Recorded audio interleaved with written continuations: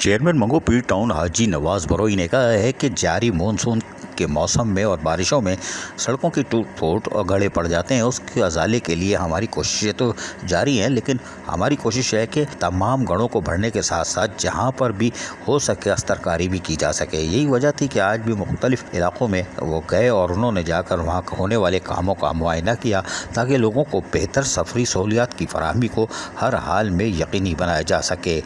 और जिससे लोगों को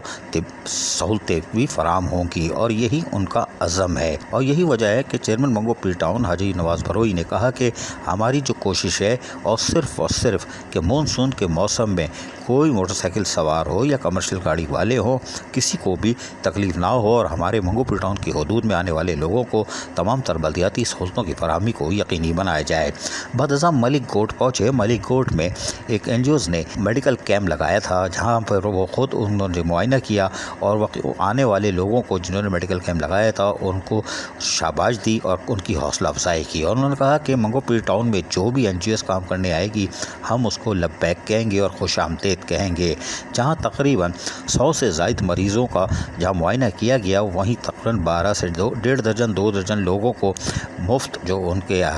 लेंस लगेंगे या आँखों का जो ऑपरेशन होगा वो NGOs कराएगी, जिस पर हाजी नवाज बरोई ने उनका शुक्रिया अदा किया कि वो अहलियान मंगो पीर टाउन की खिदमत जिस जज्बे से कर रहे हैं हम यकीनी तौर पर उसको सराहते हैं। बाद अज़ां उन्होंने बाकायदा मलिक कोट में शजरकारी मुहिम का भी सिलसिला जहाँ जारी रखा हुआ है वहाँ पर भी मौके से फ़ायदा उठाया और शजरकारी मुहिम का भी हिस्सा बन गए, और जहाँ पर मेडिकल की टीम उन्होंने भी इसमें भरपूर हिस्सा लिया। इसे कहते हैं आगाही मुहिम, और यकीनी तौर पर आगाही मुहिम चलाने के लिए आप जिस किसी को भी मुलव्वस कर दें, यानी इसमें इन्वॉल्व कर दें, एक पौधा एक फ़र्द ग्रीन मंगो पीर टाउन के नाम से, तो उन्होंने आज ये काम भी कर डाला और यकीनी तौर पर ये एक ऐसा इक़दाम है। अजीज़ आरिफ KBS बल्दियाती न्यूज़ कराची। ऐसी ही खूबसूरत वीडियोस फ्यूचर में हासिल करने के लिए रेड बटन पर क्लिक करके और बेल आइकॉन को प्रेस करके हम सबके सब्सक्राइबर बनना मत भूलिए।